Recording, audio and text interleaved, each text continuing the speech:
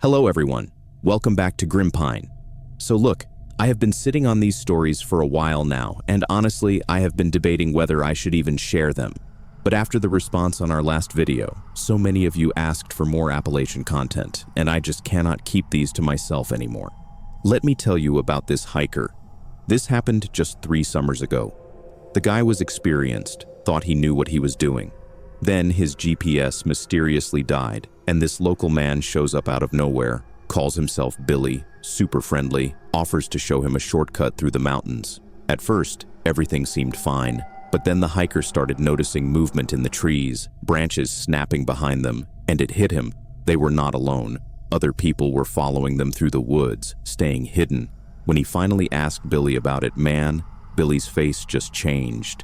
That friendly smile disappeared. His eyes went cold. He told him, yeah, my boys are out there. And then Billy said something chilling. He said some of the most dangerous predators in these woods walk on 2 legs. And can you imagine?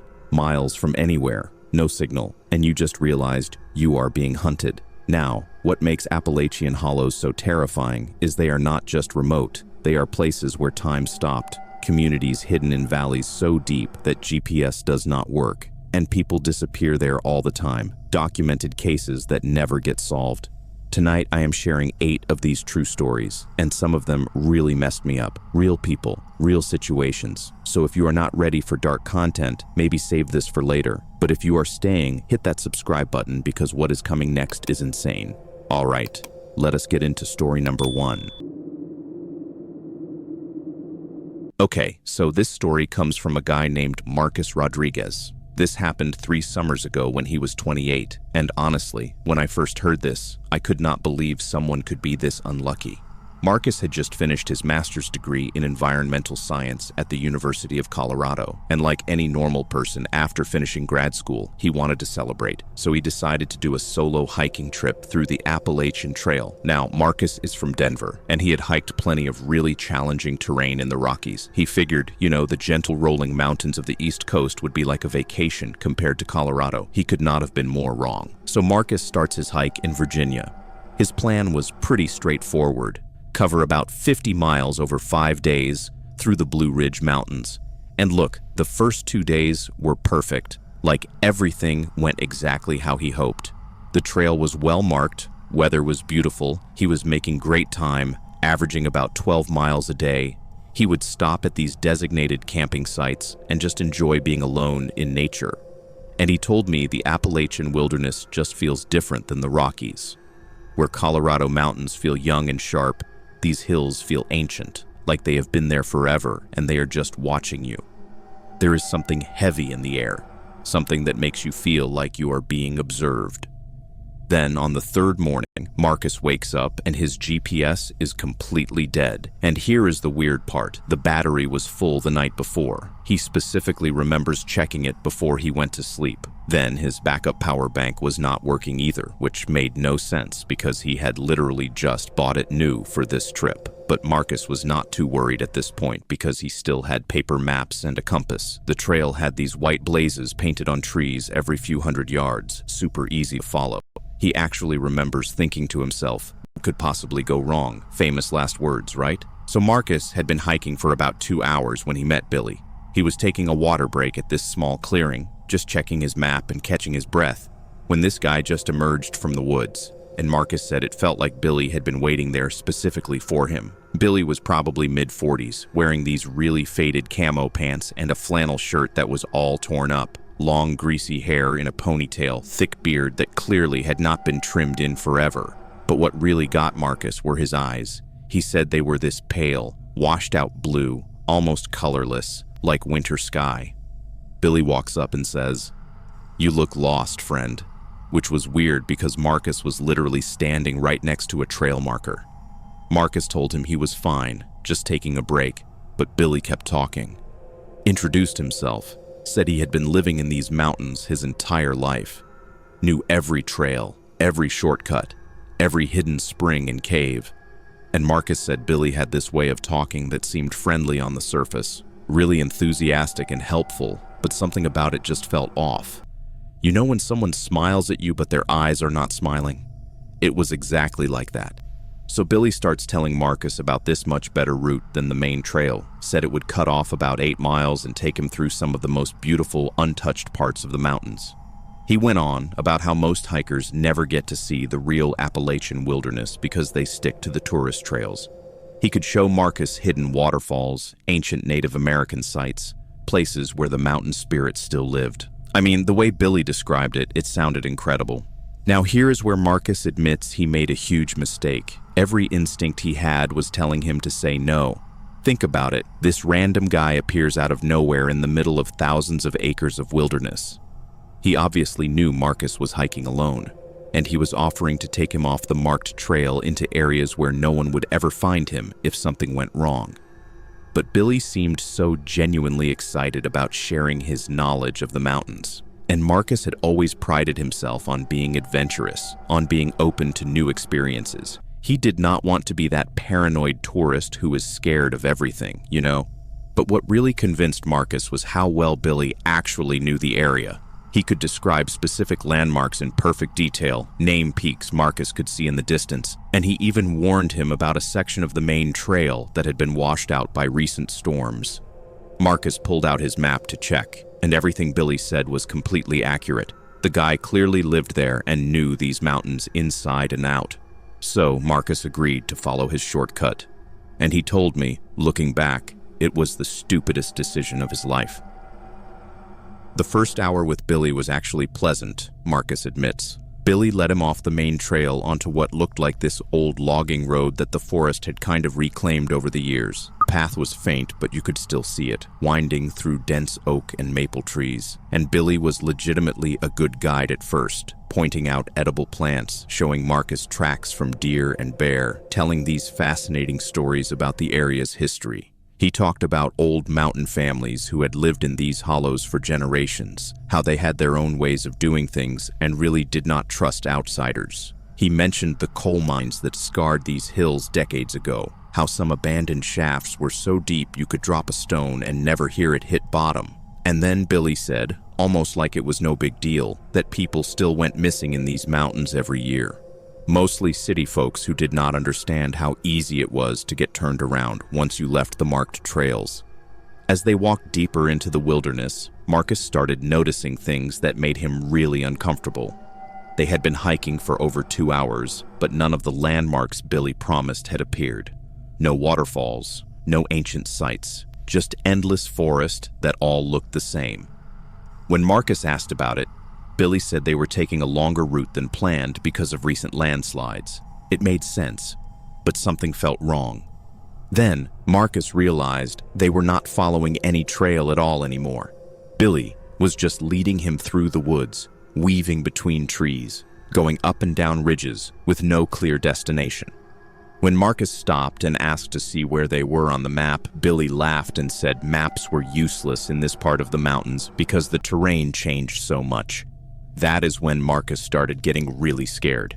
And that is when he noticed they were not alone. At first, Marcus thought he was being paranoid, just glimpses of movement in the corner of his eye, branches snapping behind them. But as the afternoon went on, he became absolutely certain that at least 2 other people were following them through the woods, staying hidden but matching their pace exactly. Every time they stopped, the followers stopped. Every time they changed direction, they changed direction. Marcus finally confronted Billy about it, and Billy's entire demeanor changed instantly. That friendly mask just dropped. His pale eyes went cold. He said his boys were just making sure they did not run into trouble, that these mountains were dangerous for someone who did not know their way around. Marcus asked what kind of trouble, and Billy smiled. Marcus said it was the most unsettling smile he has ever seen. Billy told him there were all sorts of predators in these woods and some of them walked on 2 legs. Marcus told Billy right then he wanted to go back to the main trail immediately. Billy laughed and asked if Marcus even knew which direction that was. Marcus looked around and realized Billy was right. They had been walking for hours through dense forest with no sun visible. Marcus had completely lost his sense of direction. He had no idea which way was north or south or anything. Billy told Marcus not to worry, said he and his boys would take real good care of him. They had a nice camp set up not far ahead, hot food and cold beer. Marcus could rest up for the night, and in the morning, They would help him find his way back to civilization. The way Billy said help him find his way back made Marcus's blood run cold. He knew he was in serious trouble. He was alone in thousands of acres of wilderness with someone who had deliberately led him off any marked trail. There were at least 2 other guys stalking them. His GPS was dead, phone had no signal, and he had absolutely no idea which direction was safe. Marcus told Billy he needed to use the bathroom and stepped behind a large oak tree.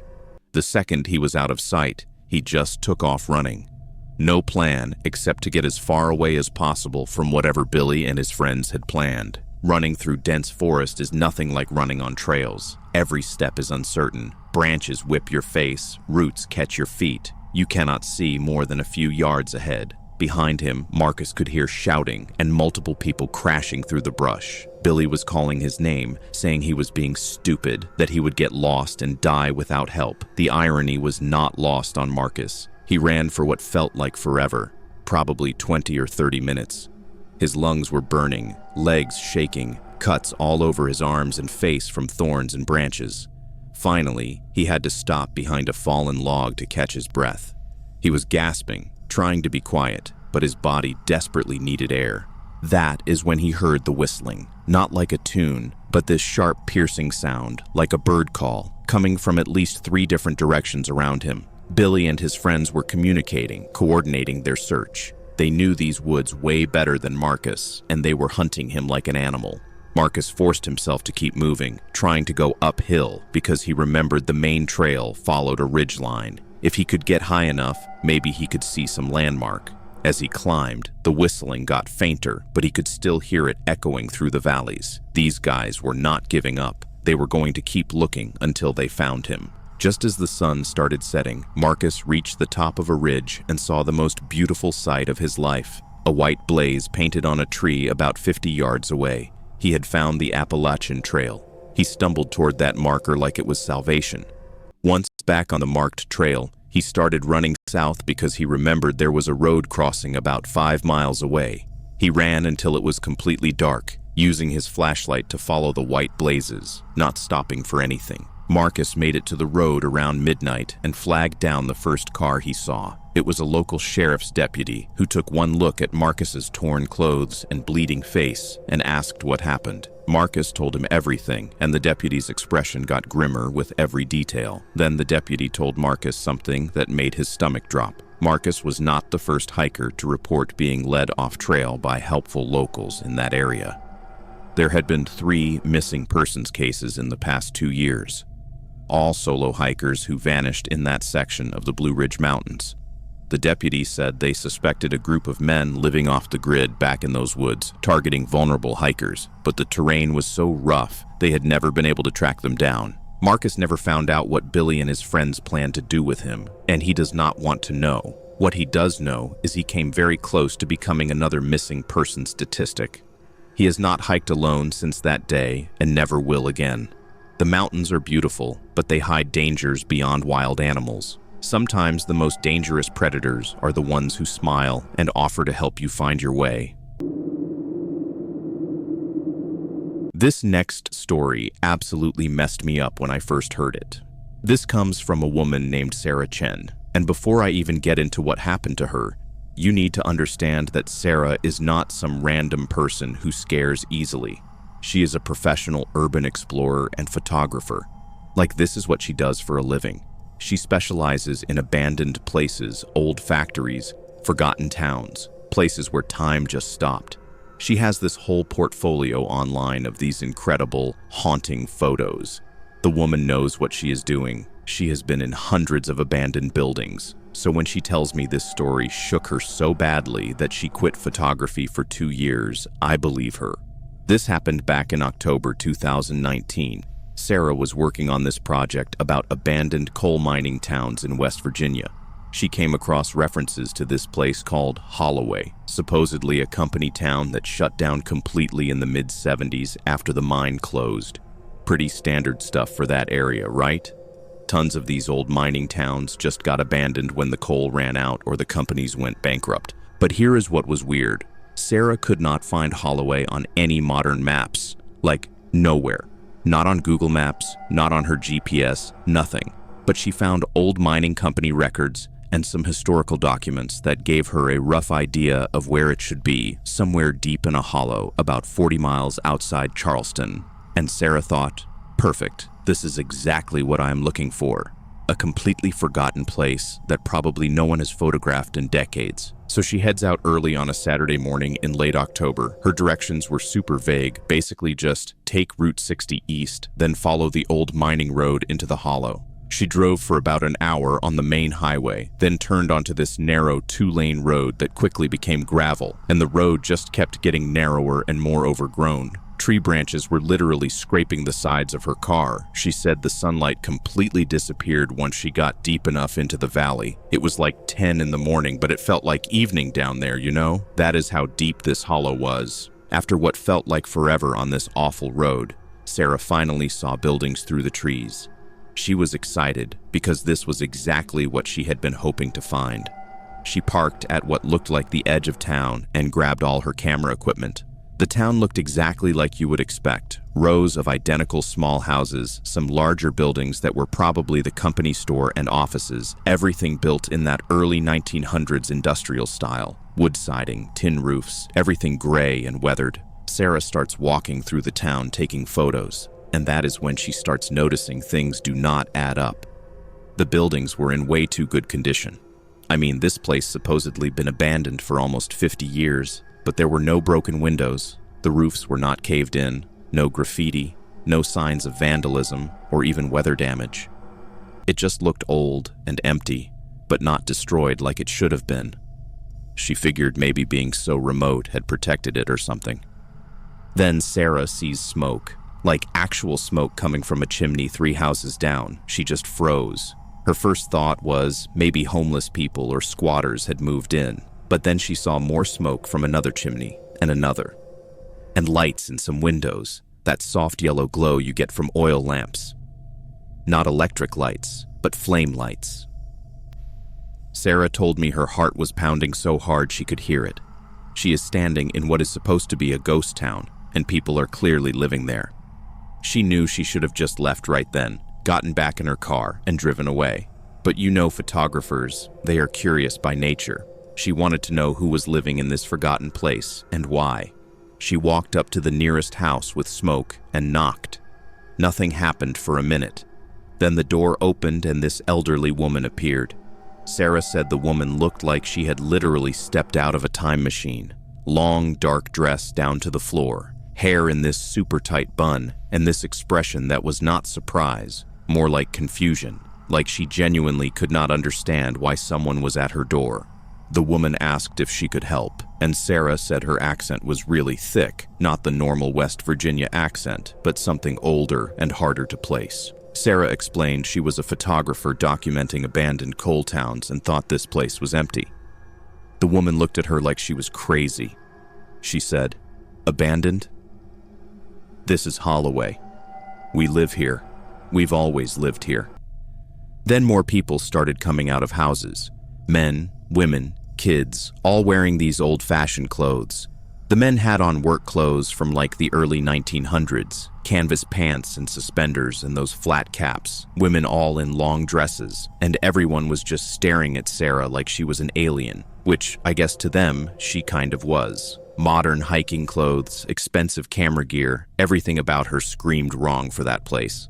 This one man approached her, probably mid-50s, thick beard, really intense eyes. He introduced himself as Mr. Holloway, said he was the mine supervisor. Now Sarah knew from her research the mine closed in 1974, so she was confused. She tried to be polite about it, asked something like, "Oh, I thought the mine closed a long time ago."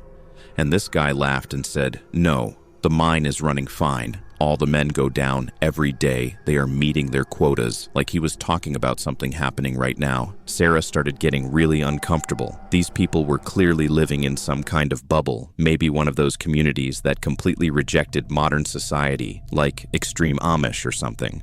She told them she was sorry for bothering them, and she would leave. But Mr. Holloway insisted she stay for supper, said the whole community would love to meet her, that it had been such a long time since they had visitors from outside. Everything in Sarah's gut was screaming at her to run.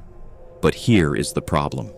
She was now surrounded by like 20 or 30 people, all smiling at her, all insisting she stay.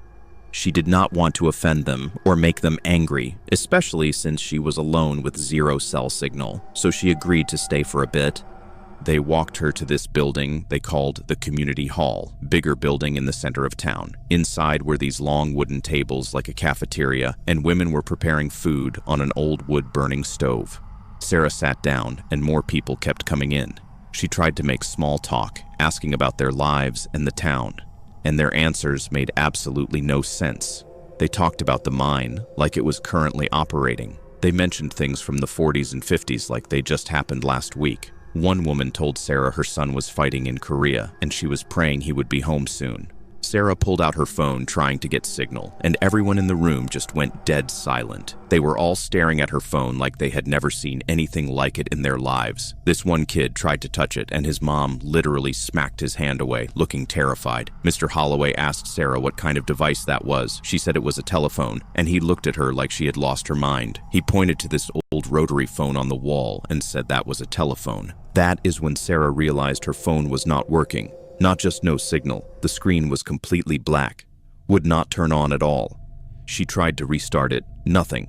Then she checked her camera, same thing, totally dead. Both batteries had been fully charged that morning. Sarah felt this wave of panic hit her. She made an excuse, said she needed to get something from her car, walked out of that hall, and headed back toward where she parked.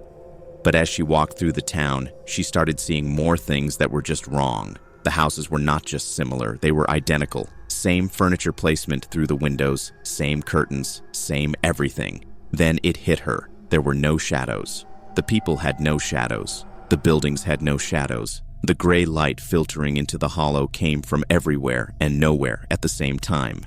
Sarah got to her car and her stomach just dropped. The car was there, but it would not start. She turned the key. Absolutely nothing. No sound, no dashboard lights. Nothing. Like the entire electrical system was just dead. She kept trying, panic setting in. Then she heard footsteps behind her, Mr. Holloway and several other men from the town. And they did not look friendly anymore. Mr. Holloway said it looked like her car was not working, that this happened sometimes with machines from outside. He told her not to worry. They would fix it in the morning, but tonight she should come back with them. They had prepared a room for her. And the way he said it, she knew it was not a request. Sarah said she would rather sleep in her car, but they insisted. One guy actually grabbed her arm, not violently, but firm enough that she understood she did not have a choice. They walked her back to the community hall, and Sarah noticed the sun was setting even though it should have only been early afternoon. Time was wrong there. They took her to this small room upstairs, just a bed and a dresser. Told her to rest and they would see her in the morning. The door had no lock. Sarah waited until the footsteps faded, then carefully opened the door and peeked out. Dark hallway, empty. She could hear voices downstairs, lots of people talking and laughing. She found what looked like an office down the hall, used her cigarette lighter to see since all her electronics were dead. The office had filing cabinets and old papers everywhere. She started going through them frantically, looking for anything that would explain this place. And then she found the newspaper. Holloway Mining Company newsletter, dated March 14th, 1952. The headline made her blood turn cold. Tragic disaster claims 200 lives. Entire day shift lost in collapse. The article described how the mine collapsed during the day shift, trapping every single worker underground. Said rescue efforts were ongoing, but there was little hope. Sarah kept reading, found more newsletters from the following weeks. The final one from April 1952 said all rescue efforts were abandoned. All 200 miners declared dead. Mine permanently sealed. Company shutting down. Town of Holloway being evacuated. Sarah understood right then what she was dealing with. This was not some isolated community living in the past. These people were dead. The entire town died in 1952.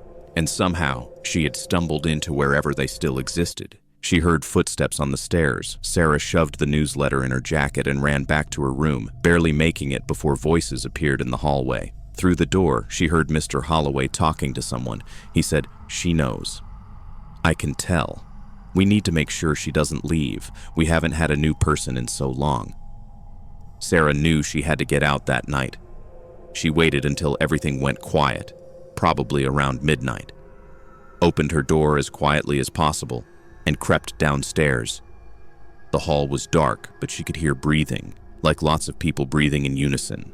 She did not look, just moved as fast and quiet as she could to the exit. The second she stepped outside, a voice behind her. "Leaving so soon, Mr. Holloway." Sarah just bolted, ran toward her car knowing it would not start but having nowhere else to go. Behind her, more voices. The entire town coming out of buildings, moving toward her. She got to her car, tried it once more. Nothing. The townspeople were getting closer, walking slowly but steadily. Sarah made a decision, left the car, ran into the woods, heading uphill toward where she thought the road was. She could hear them following, not running, just walking, and they were calling to her, saying she should stay, that she belonged there now, that she could not leave. Sarah ran through those woods for hours, getting torn up by branches, tripping on roots, just kept going uphill because she remembered descending into the hollow. Finally, when she thought her legs would give out, she broke through onto the gravel road, and there, 50 yards away, was her car, not where she left it in the town, but up on the road where she first turned off. She ran to it, jumped in, turned the key. Engine started immediately, phone powered on, camera turned on, everything worked perfectly. Sarah just drove, did not stop until she hit Charleston. Next day, Sarah went to the County Historical Society to research what she found. Turns out Holloway was real, operated from 1910 to 1952. In March 1952, catastrophic mine collapse killed 203 people, including the supervisor, Harold Holloway. Bodies never recovered because the collapse was too severe. Town evacuated and abandoned by end of that year. No records of anyone living there since. Sarah still has that newsletter she took, dated March 14th, 1952, and it is real. She has shown it to historians who confirmed it is authentic, but she has never been able to find Holloway again. She has driven back multiple times looking for that turnoff, and it is just not there. Even hired a local guide who said no hollow matching her description exists in that area. Sarah quit urban exploration after that. Quit photography completely for 2 years, because she knows what she saw.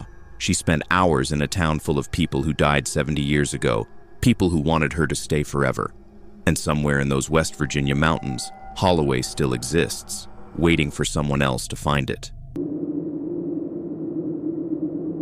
Alright, so this story comes from a couple I am going to call Jake and Emily. They asked me not to use their real names because honestly, they are still terrified about what happened to them. This was back in the summer of 2018, and they were on a road trip through West Virginia. Jake and Emily had been dating for about 2 years at this point, both in their mid-20s, and they decided to take a week off work to just drive through the back roads of Appalachia. You know, trying to find those hidden spots that are not on the tourist maps, taking photos, just enjoying being away from the city. They were driving on this back road somewhere in the southern part of West Virginia, one of those roads that barely shows up on GPS. It was late afternoon, probably around 5 or 6, and they had not seen another car in at least 2 hours. The road was winding through this really narrow, hollow, dense forest on both sides, and Jake said he was actually enjoying the drive because the scenery was beautiful. Then the car started making this weird knocking sound. Jake pulled over and popped the hood. He is not a mechanic, but he knows enough about cars to check the basics. And whatever was wrong, it was beyond his ability to fix. The car just would not start again.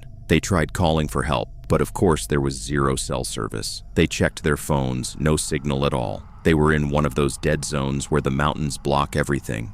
Emily wanted to stay with the car and wait for someone to drive by, but they had not seen a single vehicle in hours, and the sun was starting to set. Jake argued they should walk and try to find help. Maybe there was a house or a gas station somewhere ahead. After going back and forth, they decided to walk. They figured they could not be that far from civilization, right? They grabbed a flashlight and some water from the car and started walking down the road. They walked for probably 45 minutes as it got darker and darker. The road just kept winding deeper into the hollow with no houses, no signs of people, nothing. Emily was getting really anxious, saying they should turn back to the car, but Jake convinced her to keep going just a little further. Then they saw lights through the trees, not house lights, but bright industrial lights like floodlights. They could hear the sound of generators running and what sounded like machinery.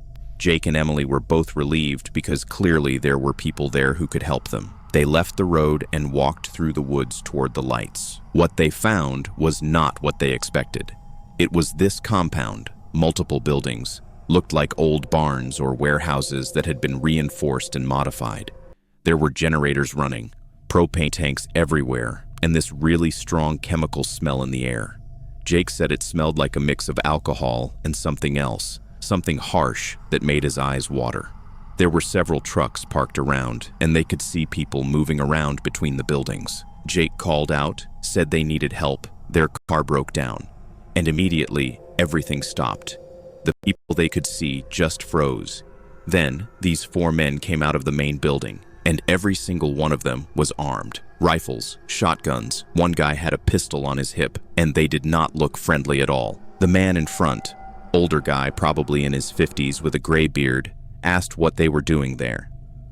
Jake explained again about their car, said they just needed to use a phone or maybe get help with their vehicle. The man looked at the other guys, then back at Jake and Emily. He said, "This is private property.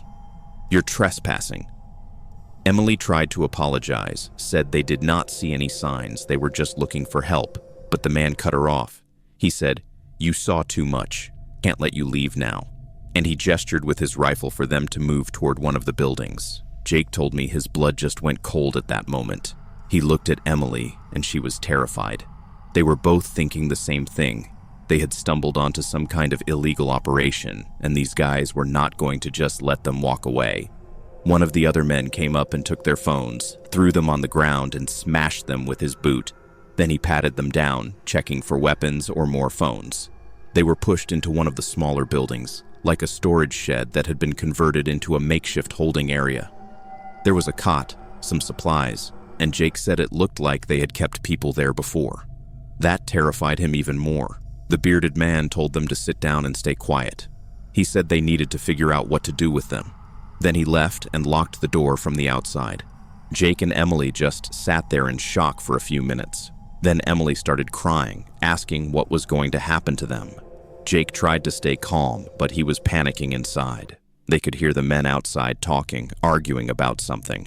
The chemical smell was even stronger inside this building, and through a crack in the wall, they could see into the main warehouse. There were these huge metal containers, tubes running between them, propane burners, the whole setup. Jake realized they were looking at either a massive moonshine operation or a meth lab, maybe both. Then Jake noticed something that made his stomach drop. In the corner of their shed, there was a backpack. He opened it and found a wallet inside. Driver's license for a guy named David Morrison from Ohio, dated from 2 years ago. Credit cards, photos, all his stuff. But no David Morrison. Jake showed Emily, and she just lost it. She was convinced these guys had killed someone before, and they were going to kill them too. They spent the next few hours in that shed, listening to the men outside. At one point, they heard the bearded man on a phone call. He was talking to someone about the couple that showed up and asking what he should do. They could not hear what the person on the other end said, but the bearded man sounded frustrated. He kept saying things like, "We can't just let them go," and "They saw everything." Around midnight, things got quiet. The generators were still running, but they could not hear voices anymore. Jake went to the door and tried it, still locked, but then they heard a key in the lock. The door opened, and it was one of the younger guys who had been there earlier. He looked nervous, kept looking over his shoulder. He whispered that they needed to run right now, said the old man had decided to take care of them in the morning, and this was their only chance. Jake asked why he was helping them. The guy said he did not sign up for murder, he just needed money and thought he was signing up for moonshine running, not this. He told them to run straight back through the woods the way they came, get to their car, and drive. He said he would tell the others they overpowered him and escaped. Jake and Emily did not wait for him to change his mind. They just ran through those woods in complete darkness, tripping over roots and branches, just trying to get away as fast as possible. They could hear shouting behind them, the men realizing they were gone, flashlight beams cutting through the trees. Jake said it was the most terrifying few minutes of his life, just running blind through the forest with Emily, hearing these men chasing them. They finally made it to the road and could see their car in the distance. They ran to it, and Jake tried the ignition, not expecting anything. But the car started immediately, just fired right up like nothing had ever been wrong with it. Jake did not question it, he just threw it in gear and drove. They drove like crazy down that hollow road, not even caring if they crashed, just trying to get away. They drove until they hit a town, a real town with lights and people. They went straight to a gas station and Jake wanted to call the police, but Emily stopped him.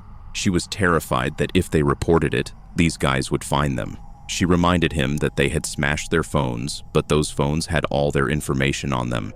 These people could potentially find out where they lived, and they had clearly done this before based on that backpack they found. Jake argued with her, but eventually agreed. They were both so traumatized and scared, they just wanted to get home. So they drove straight back to Pennsylvania, where they lived, did not stop except for gas, did not tell anyone what happened. For months after, they were both paranoid. Emily could not sleep. Jake kept checking to make sure they were not being followed. They were convinced every car behind them was one of those men tracking them down. It was destroying their lives. Then, about 6 months later, Jake was watching the news and saw a story about a major DEA raid in southern West Virginia.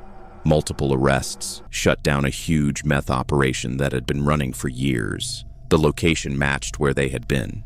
Jake tried to find more information online, see if any of the guys arrested matched the men they saw. But the articles did not have photos, just names. What he did find, though, was that authorities believed the operation had been involved in at least 3 disappearances over the past 5 years. 3 people who had gone missing in that area and never been found.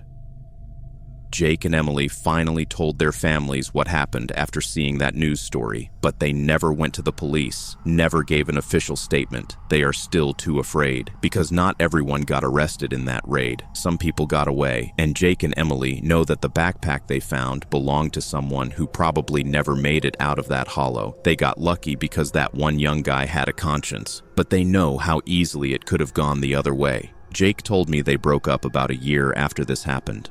The trauma from that night just put too much strain on their relationship. Emily moved to a different state, changed her phone number. Jake said he still has nightmares about being in that shed, hearing those men discuss what to do with them. He said the worst part was not even the immediate danger, it was those hours of waiting, knowing these guys were deciding whether they would live or die, just sitting there powerless, while strangers debated your fate. And here is what really gets me about this story. This stuff happens. We hear about meth labs in the news all the time, but we do not think about the people who accidentally stumble onto them. The hikers, the lost drivers, the people who end up in the wrong place at the wrong time. Jake and Emily were just a couple on a road trip who had car trouble. That is it, and they almost died because of it. They are sharing this story now because they want people to understand that those back roads through the hollows are not always safe. Sometimes getting lost is not just an inconvenience. Sometimes it can cost you everything. Okay, this next story is from a woman named Rebecca Thorne, and I have to warn you, this one gets really disturbing. Rebecca was 32 when this happened, back in September of 2020. She is an experienced hiker, does a lot of solo trips, and she was doing a section of the Appalachian Trail through eastern Kentucky. She had planned this trip for months, had all the right gear, checked the weather forecast, did everything right. But if there is one thing I have learned from these stories, it is that you can never really be prepared for what is waiting in those hollows. Rebecca had been hiking for 3 days and everything was going great. She was making good progress, the weather had been perfect, and she was really enjoying the solitude. Then on the afternoon of her 4th day, the weather just turned. And I mean turned bad. She said the sky went from clear blue to this angry dark gray in less than 30 minutes. The wind picked up and then this massive storm just rolled in. We are talking lightning, thunder, rain coming down so hard she could barely see 5 feet in front of her. Now Rebecca is experienced enough to know that being on an exposed ridge during a lightning storm is basically asking to get struck. She needed to find shelter fast. She got off the ridge and started descending into this hollow, looking for anywhere she could wait out the storm. A cave, an overhang, anything. The rain was absolutely pounding her. Her gear was soaked, and it was getting dark fast. She was starting to genuinely worry about hypothermia because the temperature had dropped like 20 degrees. Then through the rain, she saw lights. Not flashlights or headlamps, but steady lights like from windows. Rebecca pushed through the woods toward them and found this small church. White painted wood, simple steeple with a cross on top, looked like it had been there for 100 years. And there were lights on inside. She could see them glowing through the windows. She could hear singing, like hymns, people singing together. Rebecca said she almost cried with relief. She ran up to the church door and knocked. The singing stopped and the door opened. This older woman appeared, probably in her 60s, wearing this plain dress and with her hair pulled back. She looked at Rebecca, soaking wet and shivering, and immediately her face filled with concern. She said, "Oh, you poor thing, come in out of that storm." Rebecca stepped inside and it was warm. There was a wood stove burning in the corner. The church was small, maybe room for 50 people, with simple wooden pews and a pulpit at the front. There were about 30 people there, all dressed pretty plainly, the women in long dresses and the men in simple clothes. Everyone turned to look at Rebecca, and they all had these warm, welcoming smiles. The woman who answered the door introduced herself as Sister Margaret. She told the congregation they had a visitor who needed shelter from the storm. Everyone was so kind and welcoming. They brought Rebecca towels to dry off, offered her hot tea, gave her a blanket. Sister Margaret said they were just about to start their evening service, and Rebecca was welcome to join them. After the service, they would make sure she had hot food and a warm place to sleep until the storm passed. Rebecca was so grateful. She thanked them repeatedly, said she did not want to intrude on their service, but they insisted she stay, said it would be a blessing to have her there. So Rebecca sat in one of the back pews, wrapped in the blanket they gave her, just thankful to be out of that storm. The service started normally enough. They sang hymns, old ones that Rebecca vaguely recognized from growing up occasionally going to church with her grandparents. The pastor, this tall, thin man, probably in his 50s, got up and started preaching. At first it was pretty standard stuff, talking about faith and God's plan and trusting in the Lord. Rebecca was not really paying close attention. She was just warming up and recovering from being out in that storm. But then the sermon started getting weird. The pastor started talking about sacrifice, about how God demanded offerings from his faithful. He talked about Abraham being willing to sacrifice Isaac, about how true faith meant being willing to give everything. And the way he was saying it, the intensity in his voice, it started making Rebecca uncomfortable. Then people started speaking in tongues. Just a few at first, scattered around the congregation, making these sounds that were not words. Then more people joined in. The pastor encouraged it, raising his hands and saying, "Yes, let the Spirit move through you." Within minutes, the entire congregation was doing it, all making these strange sounds, swaying back and forth. Rebecca told me she started feeling really uneasy at this point. She had seen speaking in tongues before at some charismatic churches, but this felt different, more intense, more disturbing. She was thinking about maybe just quietly leaving, storm or no storm. Then someone brought out snakes, like actual live snakes, rattlesnakes. People were passing them around, handling them, holding them up while they prayed and spoke in tongues. The pastor was talking about Mark chapter 16, about how believers would take up serpents and not be harmed. Rebecca was frozen in her seat just watching this happen. She grew up in the South and had heard about snake-handling churches, but she had never actually seen it. The service kept getting stranger. The pastor started talking about purification, about cleansing, about how God required the pure to be made purer and the impure to be cleansed. He kept using the word offering over and over, and then he looked directly at Rebecca. He said, "We have been blessed tonight, brothers and sisters. God has sent us a visitor, a lost soul who found her way to our doors in the midst of the storm. This is a sign. This is what we have been praying for." Rebecca said her heart just started pounding. Every instinct was telling her something was very wrong. She stood up and said she was feeling better and should probably get going. But Sister Margaret, who had been so kind before, put her hand on Rebecca's shoulder and firmly pushed her back down into the seat. Her grip was strong, too strong, and she was not smiling anymore. The pastor continued, "We have waited so long for this. An outsider, pure and untouched by our ways, someone to offer to the Lord in exchange for his blessings." The congregation was nodding, all staring at Rebecca now. The speaking in tongues had stopped, and it was eerily quiet, except for the storm raging outside and the pastor's voice. Rebecca tried to stand again, but there were people moving in from both sides of the pew, boxing her in. She yelled that she wanted to leave, that they needed to let her go, but the pastor just smiled and said, "No one leaves once the service has truly begun. You are here for a purpose. God brought you to us." That is when Rebecca heard the doors lock, like someone had slid a heavy bolt into place. She looked back and saw two men standing in front of the doors, arms crossed. She was trapped. The congregation started closing in, forming a circle around her. They were all chanting something now, not in tongues, but in English, though she could not make out all the words. Something about cleansing and sacrifice and blood and redemption. The pastor pulled out this old knife from behind the pulpit. The blade was worn but sharp, and he was talking about how a life given willingly was worth more than a life taken. But either way, the offering would be made. Rebecca realized these people were going to kill her. This was not some metaphorical spiritual thing. They were literally planning to sacrifice her. She looked around desperately for any way out. The doors were blocked. There were too many people between her and any exit. Then she saw the windows.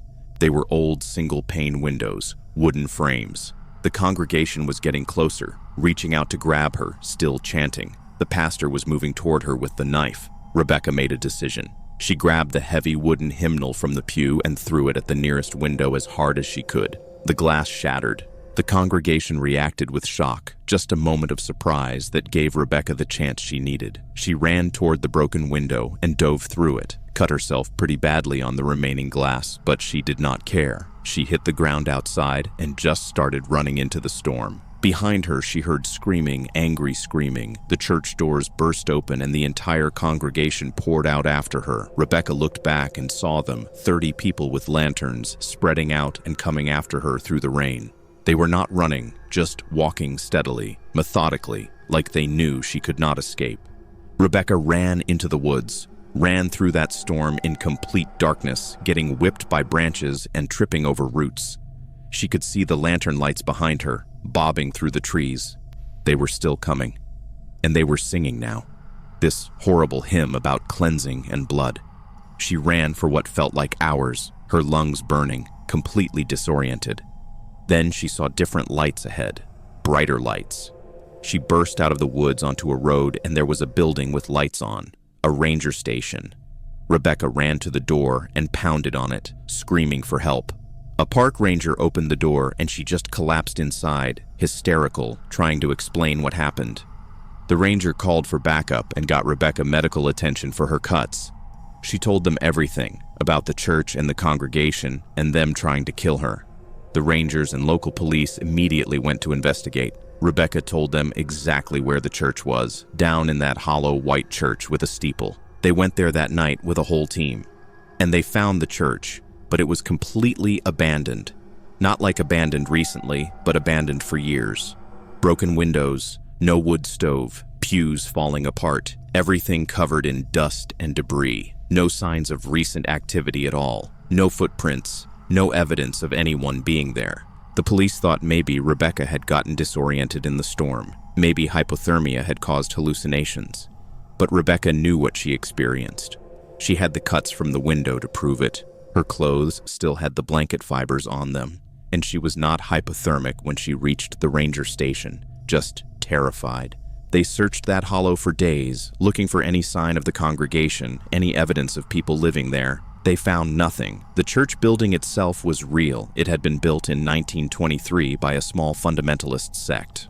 There were old records showing it had been active until the late 1970s when the congregation apparently disappeared. There were actually some news articles from that time about the whole congregation vanishing, about 30 people who just stopped showing up to town and were never seen again. Rebecca quit hiking after that. She told me she will never go back to those mountains. She knows what she experienced was real, even if no one believes her. She said those people in that church were not ghosts or hallucinations. They were something else, something that exists in that hollow, waiting, still holding their services, still looking for offerings, still singing their hymns in that old church that is supposed to be abandoned.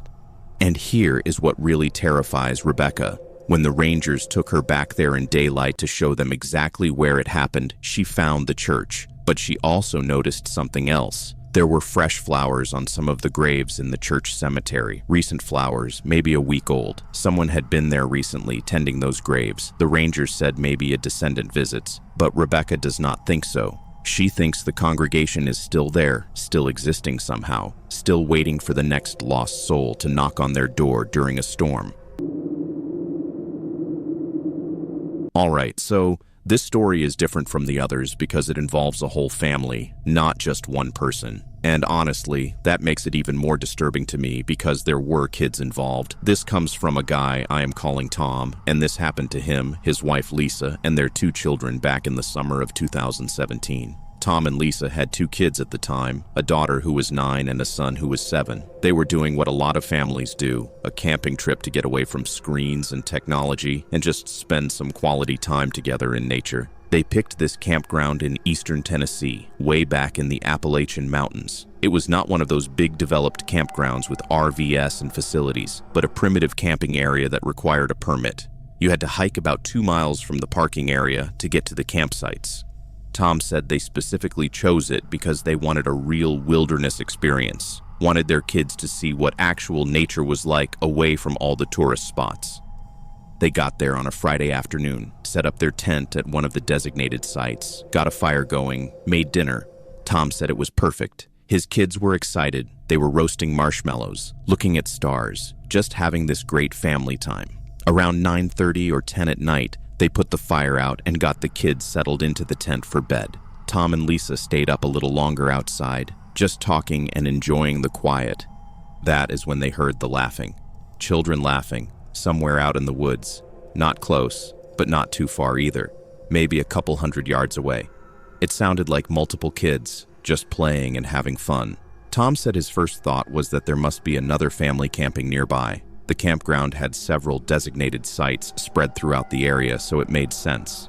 Lisa thought it was kind of late for kids to be up playing, but hey, they were camping. Kids get excited and stay up late. No big deal. They went to bed and did not think much about it. Then around midnight, Tom woke up to the sound of laughing again. Closer this time. He could hear children's voices, definitely multiple kids, giggling and making noise right outside their tent. He assumed it was his own kids messing around, but when he looked over, both his daughter and son were sound asleep. He unzipped the tent and looked out. Did not see anything. The laughing had stopped. He figured the kids from the other campsite were wandering around, and he went back to sleep. The next morning at breakfast, Tom's daughter asked if there were other kids camping nearby because she wanted to make friends. Tom said he thought so based on the voices they heard. After breakfast, his kids wanted to go exploring and look for the other children.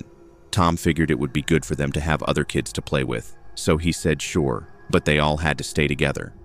They hiked around the area for about 20 minutes, his kids calling out hello, trying to find the other family. Then Tom's son said he heard something and pointed toward this clearing about 50 yards off the trail. They walked toward it, and that is when they found the children. There were 5 or 6 of them, hard to tell exactly because they kept moving around. They looked like they ranged from maybe 5 years old to 12 or 13. And Tom said the moment he saw them, something felt deeply wrong. These kids were absolutely filthy, like caked in dirt and mud. Their clothes were torn and stained. Some of them were barely wearing clothes at all. Their hair was matted and tangled. But what really got Tom were their eyes. They were watching Tom's family with this intense focus, not blinking, just staring. Tom's daughter said, "Hi, do you want to play?" And the children did not respond. They just kept staring. Tom asked if their parents were nearby, if they were camping in the area. No response. The children started moving closer, but not walking normally. Tom said they moved in this weird, crouched way, almost like they were crawling but on their feet. And they were completely silent except for this occasional sound that was not quite human, like a clicking or chirping noise. Lisa grabbed their kids and said they needed to go back to camp. Tom agreed. Something was very wrong with these children. As they started walking back, Tom looked over his shoulder and all the children were following them. Not close, but keeping pace, staying about 30 or 40 yards back, just watching and following. Tom's son asked what was wrong with those kids, and Tom did not know what to say. He told his children to walk faster. They got back to their campsite and the strange children stopped at the tree line. Just stood there, 6 pairs of eyes watching them from the shadows. Tom waved at them, tried to seem friendly, asked if they needed help. They did not respond, did not move, just watched. Lisa wanted to pack up and leave immediately, but Tom said they should stay calm. Maybe these were just kids from an isolated family who were not used to outsiders. Maybe they had developmental issues or something. He did not want to scare his own children by panicking. They decided to stay, but to keep a close eye on things. For the next few hours, the children stayed at the edge of the woods. Sometimes Tom could see them, sometimes he could not, but he could feel them watching. His kids were freaked out and stayed close to the tent. Around lunchtime, Tom noticed the children had gotten closer. They were at the very edge of the clearing now, about 20 feet from the tent, still just watching. Tom's daughter whispered, "Dad, why don't they talk? Why do they just stare?" And Tom had no answer. He tried calling out to them again, asking where their parents were, if they were lost. One of the children, a girl who looked about 10, tilted her head to the side in this really unnatural way and made that clicking sound again. Then she smiled, and Tom said it was the most disturbing smile he has ever seen. It did not reach her eyes. It was just this showing of teeth. That is when Tom decided they were leaving. He did not care if it seemed like an overreaction. He told Lisa to start packing up the tent and gear. As they started taking down the tent, the children suddenly rushed forward. Not all the way to them, but they closed the distance to about 10 feet and then stopped. They spread out in a semicircle around the campsite, still watching, still silent except for occasional clicks and this weird low humming sound. Tom's son started crying. His daughter was gripping Lisa's hand so tight her knuckles were white. Tom was trying to pack as fast as possible while keeping himself between his family and these children. Then one of the children, a boy who looked about 12, reached out and grabbed their water bottle from where it was sitting outside the tent, just snatched it and backed away. Tom told him to put it down, that was theirs. The boy tilted his head, made a clicking sound, and threw the bottle into the woods. The other children started testing boundaries too. One touched the tent fabric, another picked up a hiking pole. They were getting bolder. Tom yelled at them to stop, to leave them alone. The children did not react to his yelling at all, like they did not understand or did not care. They just kept slowly encroaching, touching things, taking things. Tom made a decision. He told his family to grab only the essentials, and they were running to the car right now. Forget the tent, forget the camping gear. They were leaving. Lisa got the kids and their backpacks. Tom grabbed the car keys and his phone. They started moving toward the trail that led back to the parking area. The children followed, and this is what really terrified Tom. The children did not just walk behind them, they started flanking them, moving through the woods on either side of the trail, keeping pace. Tom could see them moving between trees, sometimes on all fours, sometimes upright, but always keeping them in sight. And they were making more noise now, clicking and humming and occasionally laughing. That same laughter they had heard the night before. Tom told his family to move faster. They were practically running now, his 7-year-old son struggling to keep up. Tom picked him up and carried him. The children were getting closer, tightening the circle. Tom caught glimpses of them and realized there were more than 6 now. There were at least 10, maybe 12, appearing from different parts of the forest. They reached a point where the trail went through a really narrow section between 2 rock faces. Tom pushed his family ahead and turned around. The children had stopped, formed a line across the trail about 20 feet back. They were all staring at him, completely silent now. Tom did not know what to do. He yelled at them to stay back, that he would call the police. One of the older boys stepped forward and opened his mouth. The sound that came out was not human. It was this high-pitched screeching sound, and all the other children joined in. This chorus of inhuman screeching. Tom ran. He caught up to Lisa and the kids, and they just sprinted the rest of the way to the parking area. Behind them, the screeching continued, echoing through the hollow. They could hear the children crashing through the woods, chasing them. Tom's daughter was screaming. His son was crying. They burst out of the woods into the parking area and ran to their car.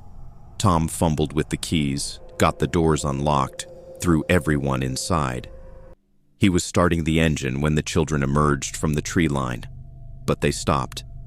Just stopped right at the edge of the parking area where the woods met the gravel. They stood there in a line, watching the car. Tom did not wait to see what they would do. He drove way too fast down that mountain road, not stopping until they reached the ranger station about 15 miles away. They went inside, and Tom was trying to explain what happened, that there were these children in the woods behaving strangely, that they needed to send someone to check on them. The ranger, this older guy who looked like he had worked there forever, got this look on his face. He asked exactly where they had been camping, and Tom told him. The ranger nodded slowly and said, "You saw the hollow children."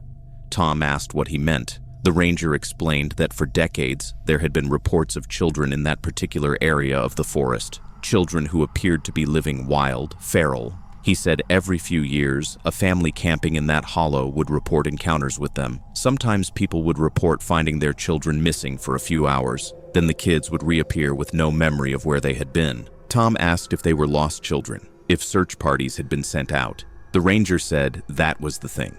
Over the past 40 years, at least 8 children had gone missing from families camping or hiking in that region. Despite massive search efforts, none of them were ever found. The official explanation was they got lost and died from exposure or were taken by animals.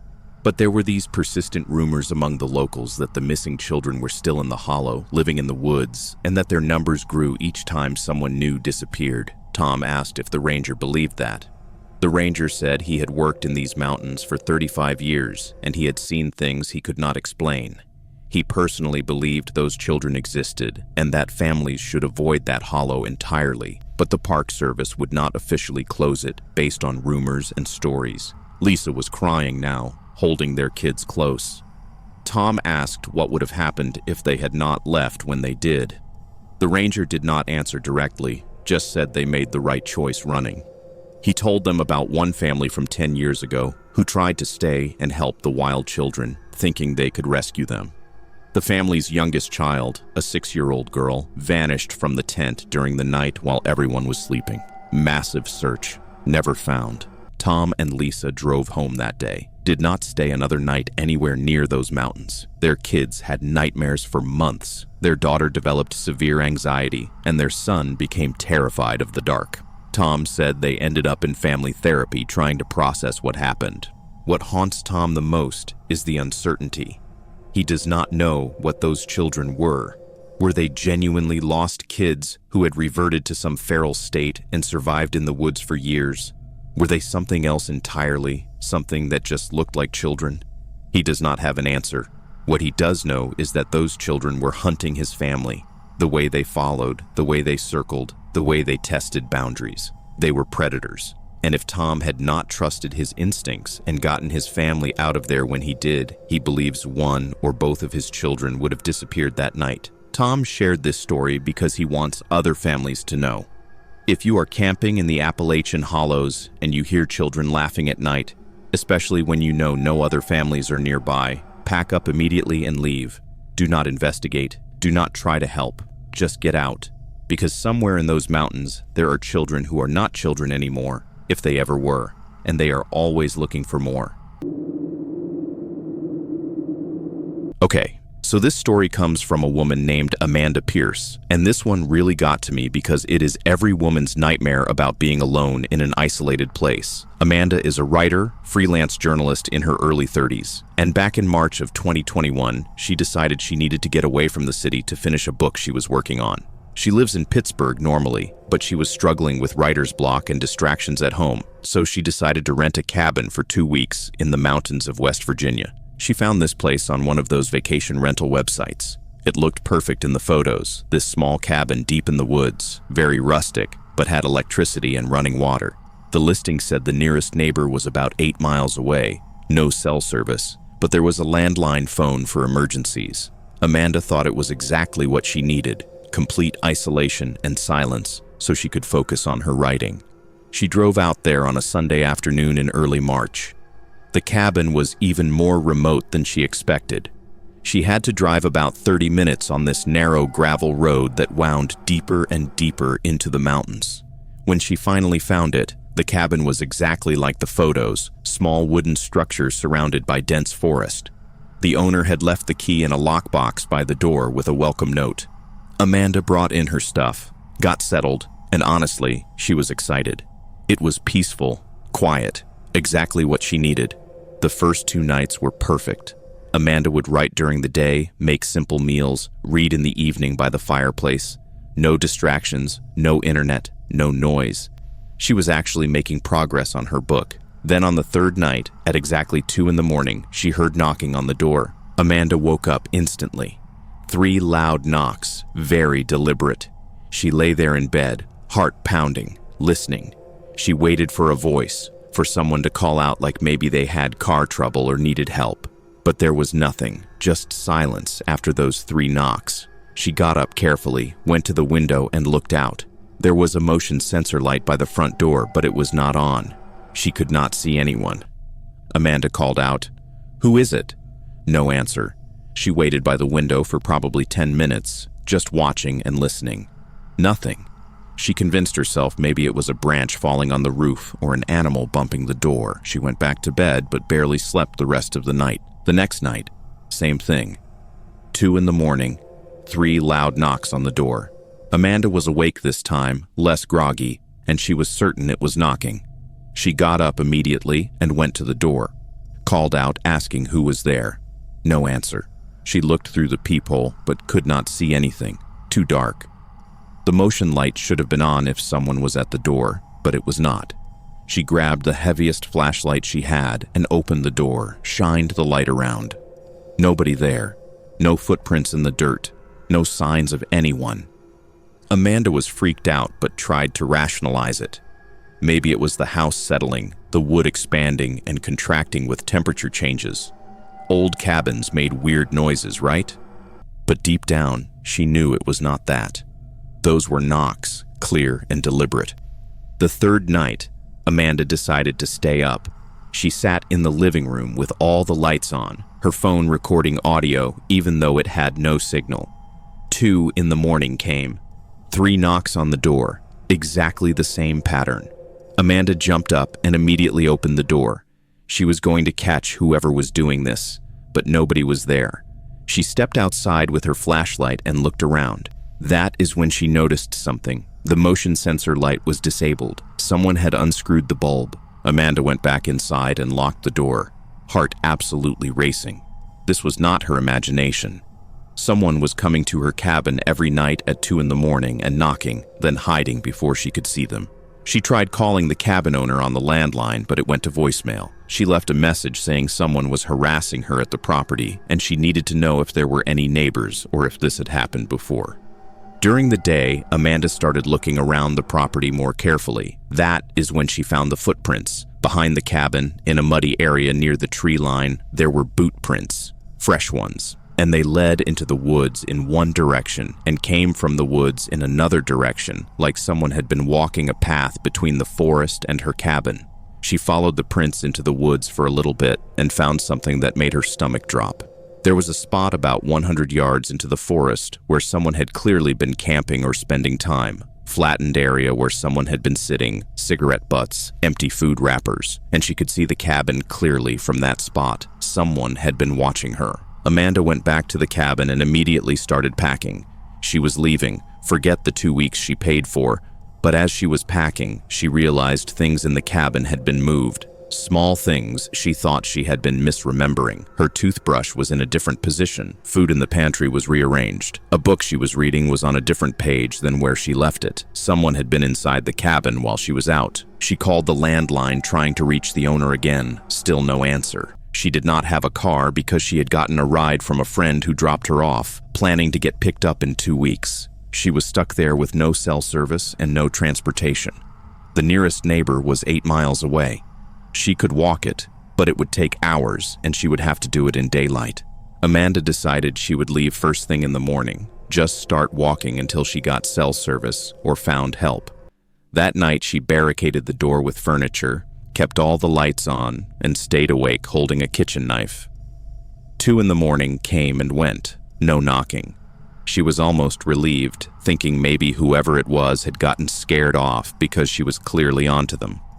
Then, at 3 in the morning, she heard it, not knocking on the front door, but on her bedroom window, 3 taps on the glass. Amanda screamed. She ran out of the bedroom and saw a face in the window just for a second before it disappeared. A man, middle-aged, bearded, just staring in at her. Then he was gone. Amanda completely lost it.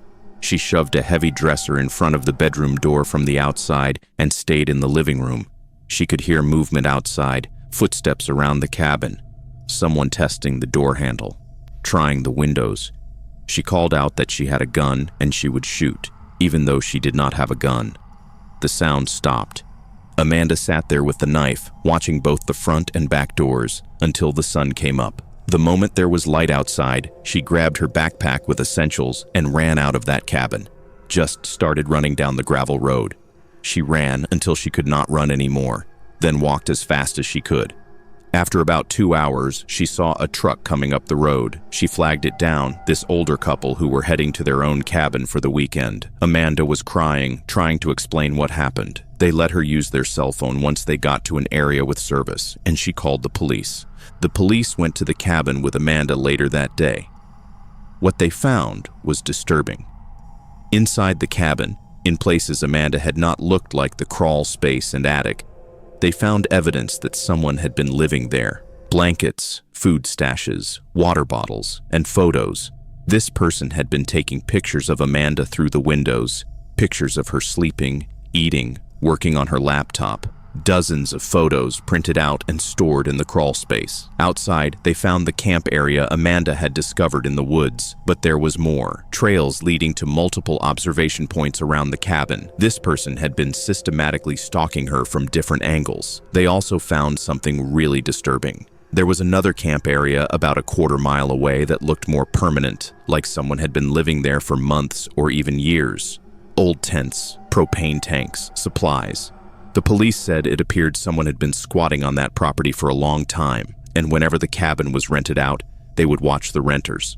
The cabin owner finally called Amanda back and was horrified, said they had no idea anyone was living on the property. The police asked if any previous renters had complained about anything strange. The owner checked their records and said 3 previous renters over the past year had left early or mentioned feeling uncomfortable, but none had reported anything specific like what Amanda experienced. The police never caught the person. They set up surveillance for a few weeks, but whoever it was never came back. Amanda later found out through local news that there had been reports of a man living off-grid in those mountains for years, occasionally breaking into cabins and vacation homes when they were empty. There were rumors he had become increasingly bold, staying even when people were present. Amanda believes she was not his first victim, just the first one who realized what was happening and got away before something worse happened. Amanda never went back to get her stuff from the cabin.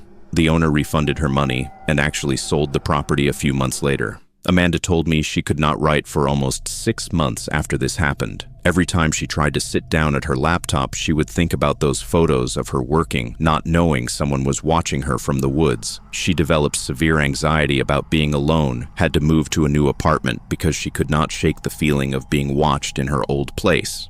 What really messed Amanda up was not even the stalking itself, but the realization of how vulnerable she had been. This person had been in her space while she slept, had been watching her through windows, had been close enough to touch the glass while she was on the other side, and she had no idea for days. She kept thinking about what could have happened if she had stayed that extra night, if she had not run when she did. Amanda shared her story because she wants other women to know, especially women who travel alone or rent isolated places. If something feels wrong, it probably is.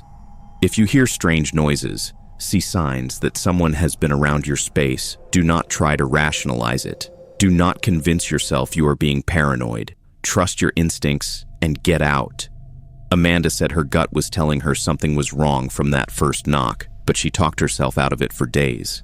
By the time she fully acknowledged the danger, this person had been terrorizing her for almost a week. The scariest part to Amanda is not knowing what this person wanted. Was he just watching? Was he building up to something? She will never know, but she knows she got lucky. And somewhere in those West Virginia mountains, that man is probably still out there, still living in the woods, still watching cabins, still waiting. Alright, so this next story is probably the most unsettling one for me personally because it involves something I never even thought about before. This comes from a linguistics professor I am calling Dr. Michael Carson, and what happened to him in the summer of 2019 is absolutely chilling. Michael is a professor at a university in North Carolina, specializes in Appalachian dialects and endangered languages.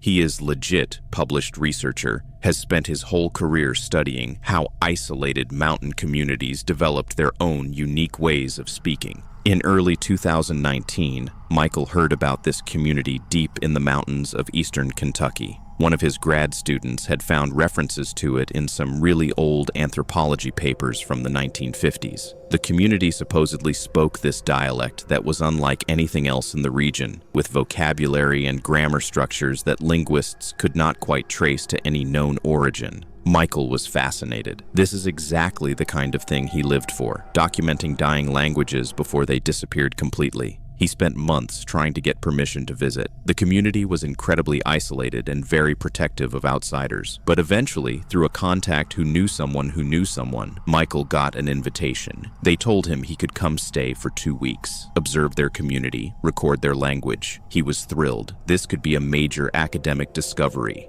Michael drove out there in July of 2019. The directions he was given were complicated, lots of unmarked turns onto increasingly rough roads. He said he drove for over an hour on this one road that was barely more than a dirt track winding through the mountains. Finally, he reached the hollow, and there was this small community of maybe 15 or 20 houses, very old style, wood construction, looked like they had been there for over a century. There were people outside working, tending gardens, doing various tasks, and they all stopped to watch him arrive. An older man came up to Michael's car, introduced himself as Elder Thomas, said he was the community leader. He was probably in his 70s, spoke with this really thick accent that Michael had trouble understanding at first. Elder Thomas welcomed Michael and said they had prepared a room for him in the community house where he would be staying. Michael grabbed his recording equipment and bags, and they walked him through the settlement. Right away, Michael noticed something odd. There were modern items scattered around. He saw a plastic bottle, a piece of what looked like recent machinery. Someone had shoes that were clearly manufactured recently. But whenever Michael would look directly at these things, the people would sort of move to block his view or redirect his attention, and nobody acknowledged these items existed. They only talked about their traditional ways, their old methods of doing things. Michael was brought to this larger house where several community members lived. He was given a small room, pretty sparse, just a bed and a table. They fed him dinner that night, and the whole community gathered. Michael started really listening to how they spoke. The dialect was fascinating, really archaic in some ways, but there were words he did not recognize at all. Words that did not seem to fit with any known language family. Over the next few days, Michael recorded hours of conversations, interviews, stories. He was building this linguistic database, documenting vocabulary and grammar, but he kept noticing certain words that made him uncomfortable. There was a word they used that roughly translated to the offering, but it seemed to refer to a person, not an object. Another word that meant something like the chosen outsider. A whole set of vocabulary around concepts of purification and renewal that seemed oddly specific and disturbing. Michael started asking about these words. Where did they come from? What exactly did they mean?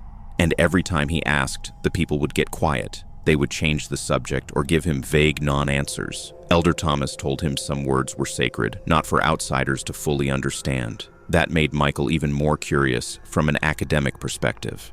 On his 5th day there, Michael was looking through some old books in the community house. He found what looked like a journal, handwritten in English but with a lot of the dialect words mixed in.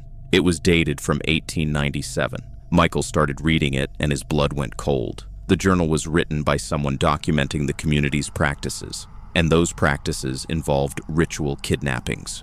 The journal described in detail how every 7 years, the community would take an outsider, someone passing through or someone who wandered into the hollow. They called it the renewal. This person would be kept for a period of time while the community performed certain rituals, then they would be killed in a specific way. The journal writer described it as necessary for the community's survival, part of an agreement made generations ago with something he called the hollow spirit. Michael was shaking as he read this. The journal had entries spanning about 20 years, documenting multiple instances of this happening. And then he found other journals from different time periods: 1920s, 1940s, 1960s, 1980s, all describing the same practice, passed down generation after generation. The language itself had evolved specifically to discuss these rituals without outsiders understanding. Michael heard footsteps and quickly put the journals back. Elder Thomas entered the room and looked at Michael with this knowing expression. He asked if Michael had found anything interesting in his research. Michael tried to play it cool, said he was just fascinated by their unique vocabulary. Elder Thomas smiled and said, "You've been asking about certain words, the words we use for the renewal." Michael's heart was pounding. He said he was just curious from a linguistic standpoint. Elder Thomas sat down and explained very calmly that their community had survived for over 200 years because they followed the old ways. Every 7 years they made an offering. It kept the hollow safe, kept their people healthy, maintained balance. He said the last renewal had been in 2013, which meant they were due for another one in 2020. But then Elder Thomas said something that made Michael's stomach drop. He said sometimes the timing changed if the right person presented themselves early. Michael asked what he meant by the right person. Elder Thomas said someone educated, someone pure in their intentions, someone who came to them willingly, someone like a professor studying their language. Michael stood up and said he needed to leave, that he had forgotten he had an important meeting back at the university. Elder Thomas told him to sit down. His tone was not friendly anymore. Michael was told he could not leave yet. They had not finished teaching him about their language. There was still so much vocabulary he needed to understand. Elder Thomas left, and Michael heard the door lock from the outside. He was trapped in that room. Michael panicked. He looked around for a way out, but there was only one small window and it had bars on it. He could hear people moving around outside, voices discussing something in their dialect. He pressed his ear to the door, trying to understand. His language training finally became useful in a terrible way. He could make out enough words to understand they were discussing him, whether he suspected anything, whether they needed to prepare him sooner than planned, whether he would accept his role in the renewal. That night, Michael barely slept. He was going through his recordings on his laptop, translating conversations he had recorded over the past few days. And with his new understanding of what certain words meant, the conversations took on horrific new meaning. People had been discussing him from the moment he arrived, evaluating him. One conversation was literally about whether he would serve the purpose well. Around 3 in the morning, Michael heard the house go quiet. He had been working on loosening one of the bars on the window for hours, using a metal spoon he had kept from dinner. The bar finally came loose enough that he thought he could squeeze through. He grabbed only his laptop and phone, left everything else, and climbed out that window as quietly as possible. He dropped down into the darkness and just started running. Did not know which direction he was going, just ran away from the settlement. The forest was pitch black and he was tripping constantly, but he kept moving. Behind him, he heard shouting. They had discovered he was gone. He could see flashlight beams cutting through the trees. Michael ran for what felt like hours. Eventually, he found what he thought was the road he had driven in on. He followed it, walking as fast as he could in the dark. His phone had no signal, but he kept it on using the GPS to at least give him a sense of direction. He walked for probably 6 or 7 hours before he finally got cell service and called the police. The police met him about an hour later, and he told them everything. About the journals, about the community's history of ritual killings, about how they were planning to use him for their renewal ceremony. The police organized a team and went to the hollow the next day with Michael, and the settlement was empty, completely abandoned. All the houses were still there, but there was no one around. No furniture, no personal items, no evidence anyone had been living there recently. The journals Michael had read were gone. The police searched the area for days, but found no trace of the community. It was like they had just vanished. Michael insisted he had been there for 5 days, that there had been at least 40 or 50 people living there, but there was no evidence, no recent tire tracks except his own. No trash, no food waste, nothing that would indicate recent habitation. Michael went back to the university and started researching the area's history more intensely. He found old records of a community in that hollow dating back to the early 1800s. There were scattered reports over the decades of people going missing in that region. A traveling salesman in 1904, a surveyor in 1927, a hitchhiker in 1955, a hiker in 1983. All disappeared without a trace, all in that same general area, all roughly 7 years apart. Michael also found something else. Academic papers from other linguists who had tried to study that same community. A researcher in 1967, another in 1981. Both had gone to that hollow to document the dialect. Both had written preliminary reports about unusual vocabulary related to ritual practices, and both had disappeared during their research trips and were never found. Michael still has his recordings and his laptop with all his notes. He has tried to publish his findings, but no academic journal will touch it. They say it is too speculative, too much like folklore. But Michael knows what he experienced. He lived with that community for 5 days. He read their journals, spanning 200 years. He heard them discussing him as their next victim. What really haunts Michael is the language itself. He told me that language does not just reflect culture, it shapes how people think. This community had spent generations developing specific vocabulary for ritual murder. They had words for concepts that should not exist. And the fact that their language had evolved this way meant these practices were so ingrained, so central to their identity, that they needed precise terminology to discuss it. Michael does not do field research anymore. He teaches from the university and sticks to analyzing recorded materials other people collect. He told me he will never go into an isolated community again, because he understands now that some communities are isolated for a reason. They are not just geographically remote. They are ideologically separated from the rest of the world, and they maintain that separation because what they practice in those hollows cannot coexist with modern society. The terrifying thing is Michael believes that community still exists somewhere. They have survived for over 200 years by moving when necessary, by staying hidden, by carefully selecting their victims. And every 7 years, they perform their renewal. Michael was supposed to be the 2020 offering, but he escaped, which means they still need someone. And somewhere in those Kentucky mountains, they are waiting, still speaking their unique dialect, still preserving their vocabulary for ritual murder, still looking for the next educated outsider who comes to them willingly, thinking they are there to study a dying language, not realizing they are stepping into a community where the language itself is a record of centuries of crimes. Okay, so this final story is from a guy named Ryan Mitchell, and I'm going to be honest with you, this one kept me up at night after I first heard it. Ryan is an experienced spelunker. That's someone who explores caves professionally. He's been doing this for over 15 years, has explored cave systems all over the United States, really knows his stuff. This happened in the fall of 2018 when Ryan was in West Virginia researching abandoned mine shafts for a documentary project he was working on. Ryan had found records of this old coal mine that operated from 1902 to 1958. According to the mining company documents, the main shaft went down about 400 feet with a few side tunnels, pretty standard for that era. The mine was officially sealed in 1959 after it was deemed unprofitable to continue operations, but Ryan had heard rumors from some local cavers that the seal had degraded over the years and the mine was actually accessible again. He wanted to document it before it was either resealed or collapsed completely. He got the proper permits, notified the local authorities he would be exploring the mine, and headed out there on a Saturday morning in October. The mine entrance was way back in the mountains, probably 5 miles from the nearest road on an overgrown trail.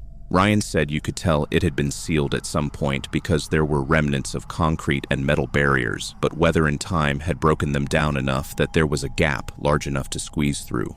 Ryan went in with all his equipment, helmet with lights, ropes, harnesses, emergency supplies, the works.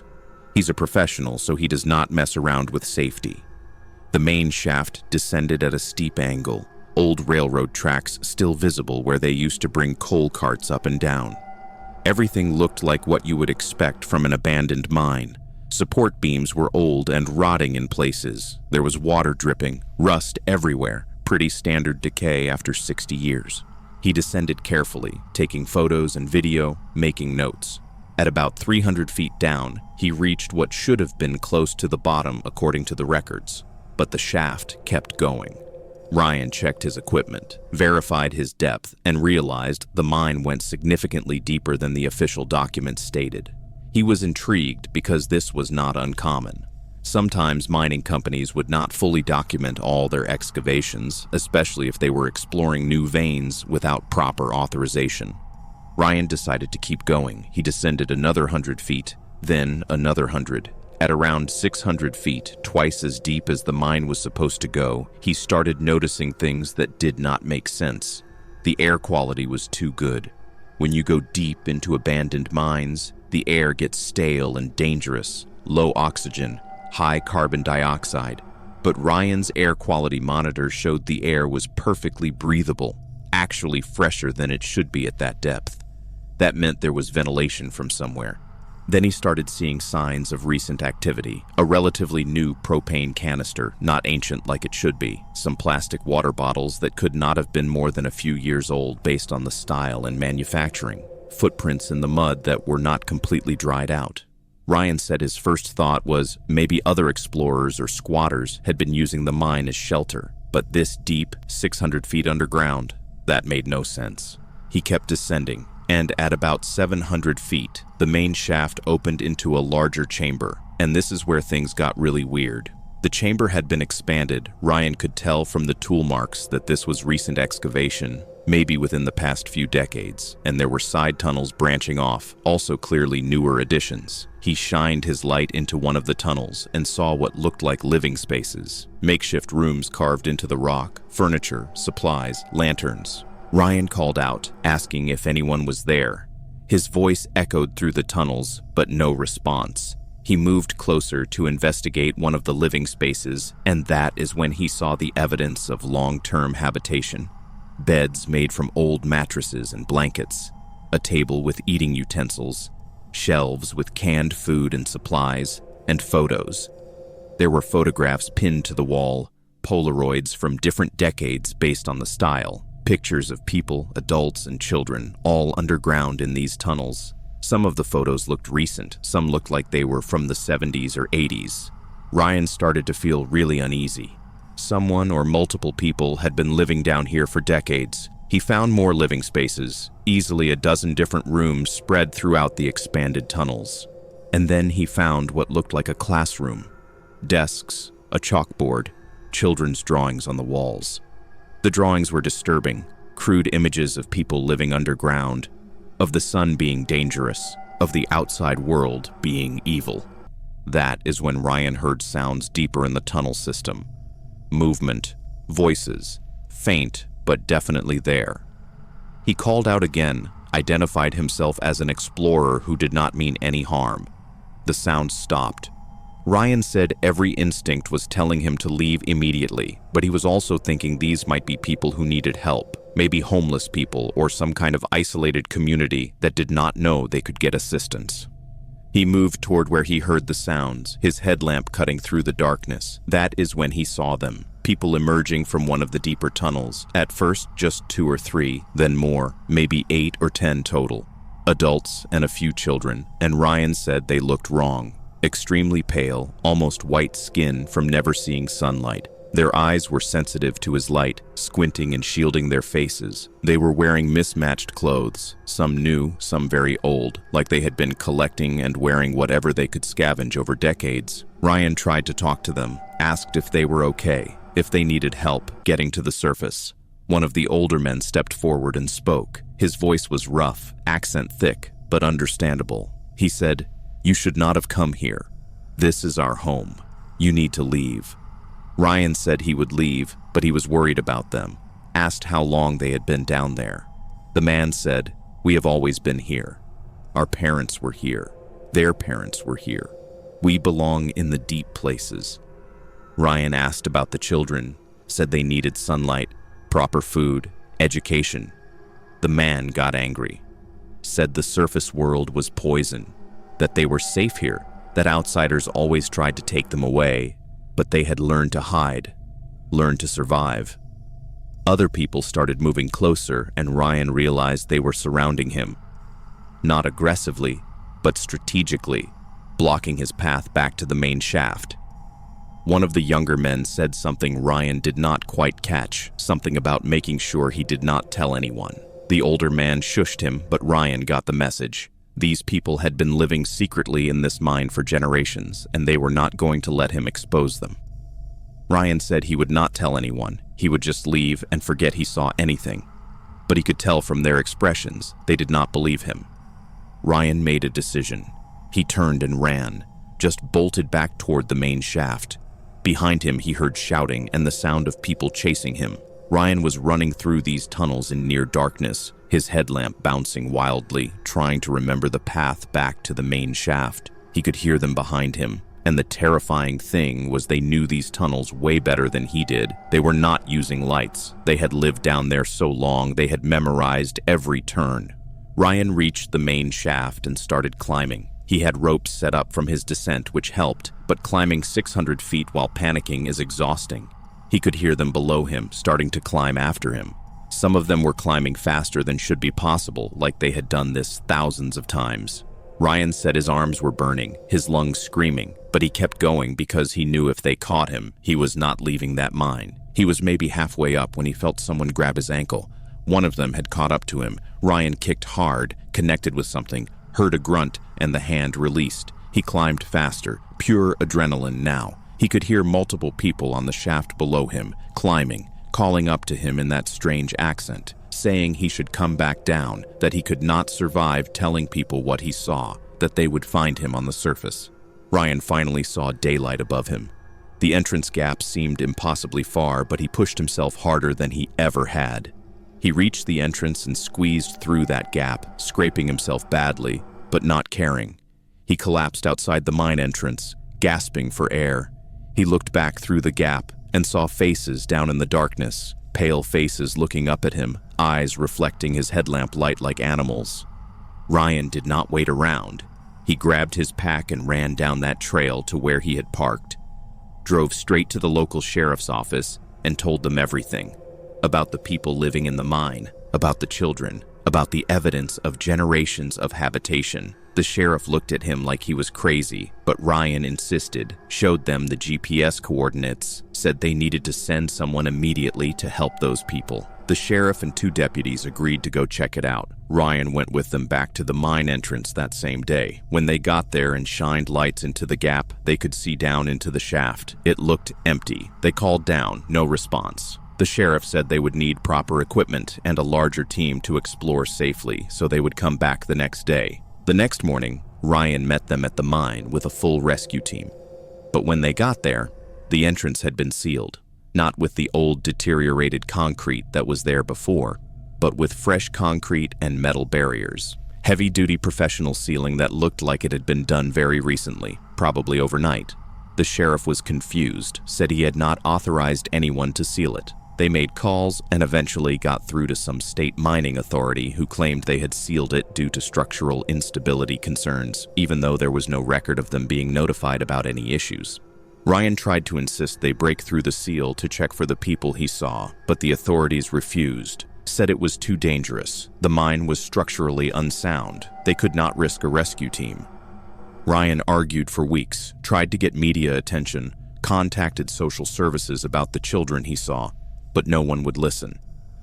The official position became that Ryan had experienced some kind of hallucination from bad air in the mine, maybe carbon monoxide or other gases causing him to see things that were not there.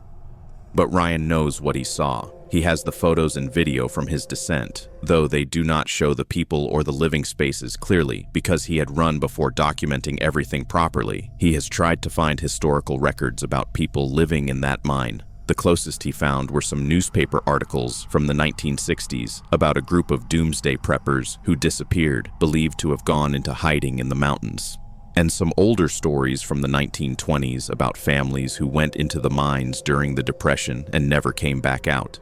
Ryan believes that community is still down there, that they have been there for possibly 100 years, living in the expanded tunnels, having children who have never seen the sun, surviving on stolen supplies and whatever they can grow in the darkness. And he believes the government knows about them. The speed at which that mine was resealed, the official pushback against investigating, it all suggests someone in authority knows that community exists and has decided to leave them there. What haunts Ryan the most is the children. He saw kids down there, maybe 5 or 6 of them, who have never known anything except those dark tunnels, never felt sunlight, never played outside, never had a chance at a normal life. And he could not save them. He tried and the system shut him down.